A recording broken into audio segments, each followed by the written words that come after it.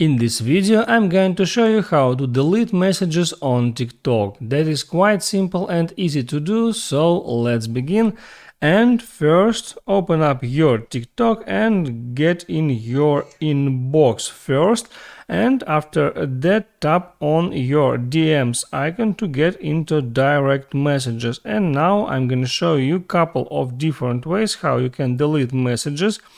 So first, if you want to delete one single message, you can tap there on this message, tap and hold to bring up that menu, and here select delete. So now this message was successfully deleted. And if you want to delete the whole conversation, you can swipe from the right to the left and there select delete to delete the whole conversation. I tap delete, I tap confirm, and now this conversation was successfully deleted. So that's how it works. Hope this video helped you out. Make sure you like this video if it was helpful for you, and see you next time.